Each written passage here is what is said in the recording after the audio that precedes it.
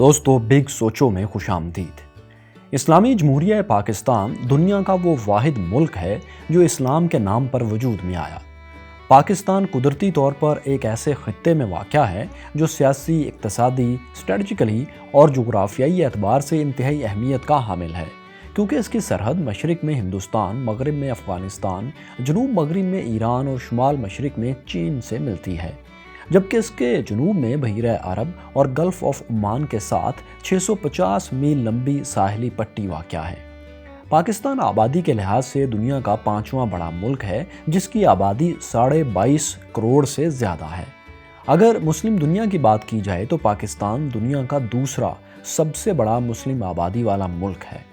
اس video میں ہم آپ کو پاکستان کے دیگر دلچسپ حقائق کے بارے میں دکھائیں گے۔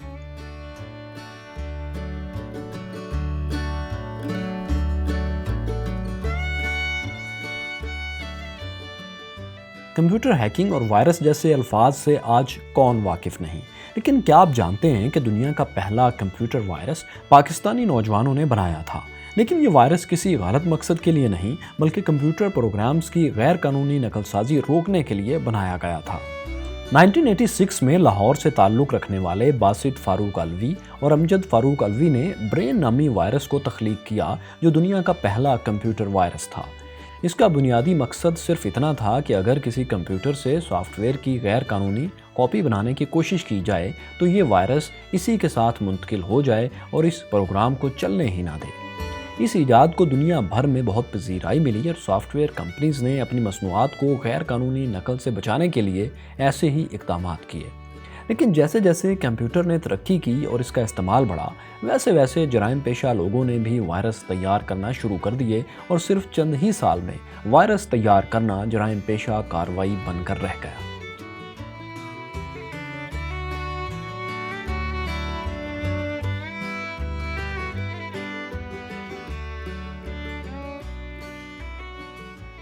دوستو، دنیا کے سب سے کم عمر سول جج کا تعلق پاکستان سے ہے۔ جی ہاں دوستو، پاکستان ہی وہ ملک ہے جہاں دنیا کے سب سے کم عمر شخص نے سول جج کا عہدہ سنبھالا۔ جولائی 1952 میں محمد الیاس نے لاہور میں سول جج کا عہدہ سنبھالا تو ان کی عمر صرف 20 سال اور 9 مہینے تھی۔ اگرچہ وہ سول جج بننے کا امتحان اس سے بہت پہلے پاس کر چکے تھے، لیکن ضابطے کی کارروائی کے باعث ان کی تقرری اس نتیجے کے 8 ماہ بعد عمل میں لائی گئی۔ یہاں یہ بات یاد رہے دوستو کہ یہ ریکارڈ آج تک قائم ہے۔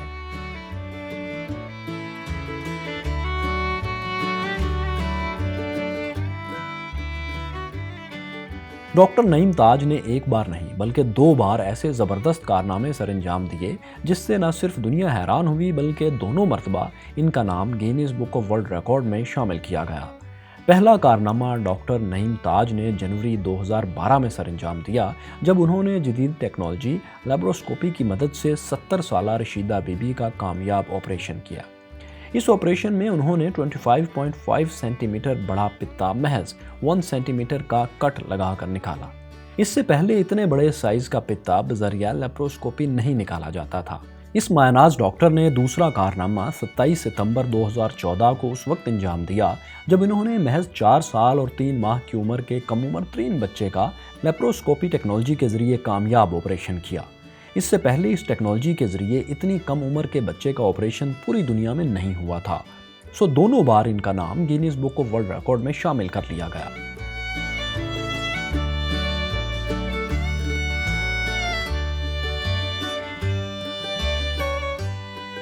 1935 میں گلگت کے علاقے شندور ٹاپ میں، جسے روف آف دا ورلڈ بھی کہا جاتا ہے، وہاں کی اہم شخصیت نیت قبول حیات کاکا خیل نے برطانوی political agent major E H Cope کے حکم پر شندور میں سطح سمندر سے 12,200 فٹ کی بلندی پر ایک شاندار پولو گراؤنڈ تعمیر کیا۔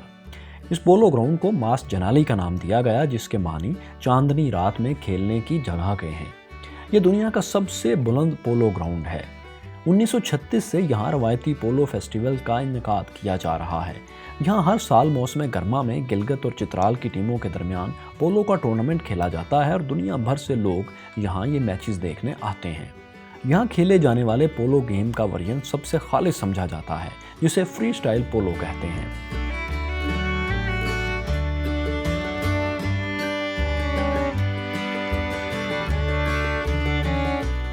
ठट्ठा के करीब वाक़या मकली का कब्रिस्तान दुनिया भर में अपनी मुनफरिद हैसियत की वजह से मशहूर है। ये दुनिया में मौजूद सबसे बड़ी जनाज़गाहों में से एक है और दुनिया का सबसे बड़ा कब्रिस्तान है। इसे सिटी ऑफ साइलेंस भी कहा जाता है। 6 मुरब्बा मील रकबे पर फैले इस कब्रिस्तान में 14वीं से 18वीं सदी तक की कब्रें और मकबरे मौजूद हैं। कब्रों और मकबरों की उम्दा नक्शनिगारी और बेमिसाल खत्ताती अपनी मिसाल आप है। मकली के कब्रिस्तान को यूनेस्को ने 1981 में आलमी सकाफती विरसे में शामिल करने का ऐलान किया था। कई तहजीबों और सकाफ़तों के अमीन मकली कब्रिस्तान को देखने के लिए हर साल हज़ारों सयाह आते हैं।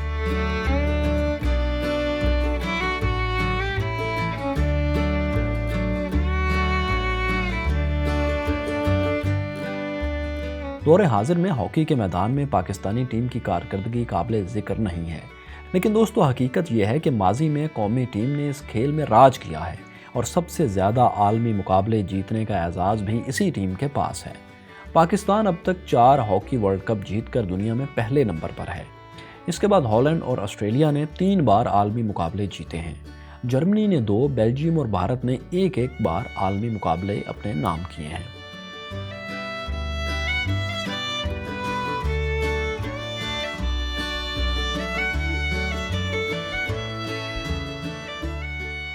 डॉल्फिन्स की एक ऐसी किस्म है जो सिर्फ दरिया सिंध में पाई जाती है, जिसे नाबीना डॉल्फिन कहते हैं। मुकामी ज़ुबान में इसे भुल्लन कहा जाता है। 19वीं सदी तक भुल्लन 3000 किलोमीटर तवील दरिया सिंध में हर जगह मौजूद थी, लेकिन डैम्स और बैराजों की तामीर की बदौलत पानी की कमी के सबब अब ये सिर्फ दरिया के 1300 किलोमीटर यानी जनूबी पंजाब और बालाई सिंध में ही पाई जाती है। दरिया सिंध में पाई जाने वाली ये डॉल्फिन की ये किस्म बुनियादी तौर पर नाबीना होती है, लेकिन यह रोशनी और आवाज़ के ज़रिए अपने रास्ते और शिकार का इंतखाब करती है। हुकूमत की अदम तवज्जुही और कुछ लोगों में इस हवाले से शऊर की कमी की वजह से इनकी तादाद कम हो रही है। यही वजह है कि जंगली हयात के आलमी इदारे वर्ल्ड वाइल्ड लाइफ ने इसे तेज़ी से मादूम होने वाले जानवरों की फहरिस्त में शामिल कर रखा है।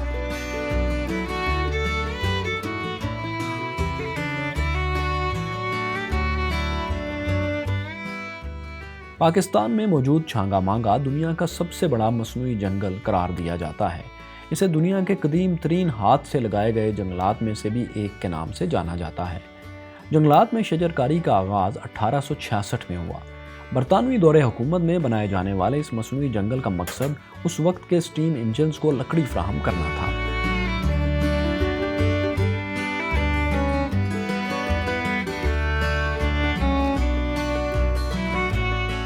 ग्वादर की बंदरगाह दुनिया की सबसे गहरी बंदरगाह है, जो पाकिस्तान के सूबे बलूचिस्तान में बहिरा अरब पर वाक़या है। इस बंदरगाह की एक अहम तरीन खासियत यह है कि यहाँ का पानी गर्म है।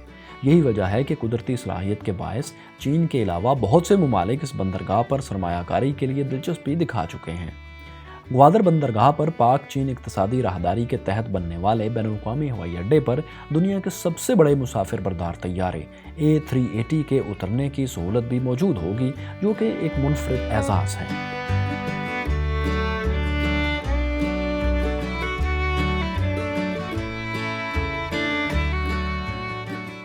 बुलंद तरीन पहाड़ों और दुश्वार गुजार रास्तों पर तामीर होने वाले कराक्रम हाईवे को दुनिया की सबसे तवील पुख्ता सड़क होने का एजाज़ हासिल है। 8वां अजूबा कहलाए जाने वाली कराक्रम हाईवे पाकिस्तान से चीन तक फैली हुई है।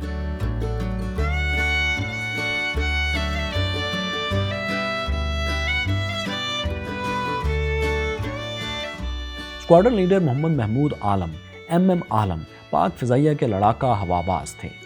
MM आलम को 1965 की जंग के हवाले से हमेशा याद रखा जाएगा, जब उन्होंने 1 मिनट से भी कम वक्त में भारत के 5 हंटर जंगी तैयारे मार गिराने का दावा किया और इसके बायस उन्हें बहुत शोहरत मिली। MM आलम का ये कारनामा न सिर्फ पाक फ़िज़ाइया की तारीख़ में एक सुनहरा बाब समझा जाता है, बल्कि जंगी हवाबाजी की तारीख़ का भी एक रिकॉर्ड है। उनकी बहादुरी को सराहते हुए हुकूमत पाकिस्तान ने उन्हें सितारा जुर्रत से भी नवाजा था। याद रहे कि ये रिकॉर्ड आलमी रिकॉर्ड्स में शामिल नहीं है।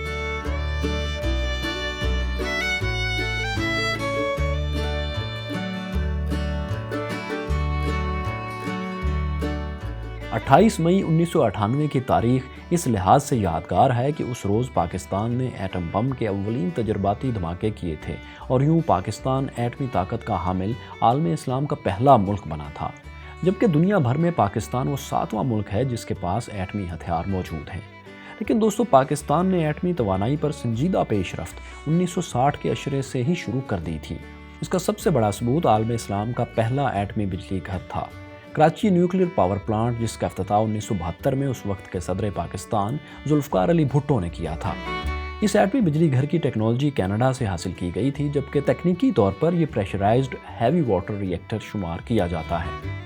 اس کے علاوہ پاکستان کے لیے ایک اور اعزاز کی بات یہ بھی ہے کہ وہ عالمی ایجنسی برائے ایٹمی توانائی IAEA کے بورڈ آف گورنر کا بانی رکن بھی ہے۔ 29 جولائی 1957 میں ایٹمی توانائی کے پرامن استعمال کے لیے عالمی ایجنسی برائے ایٹمی توانائی کا قیام عمل میں لایا گیا۔ اس کے قیام سے متعلق دستاویز کی توثیق 56 ممالک نے کی تھی اور وہ سب کے سب اس عالمی ادارے کے بانی ارکان قرار پائے۔ لیکن پاکستان ان ممتاز ممالک میں شامل تھا جو اس کے بورڈ آف گورنرز کے بانی ارکان بنے تھے۔ دوستو، پاکستان کے بارے میں یہ دلچسپ حقائق آپ کو کیسے لگے؟ ہمیں کمنٹس میں ضرور بتائیں، ہم آپ کے کمنٹس پڑھتے ہیں۔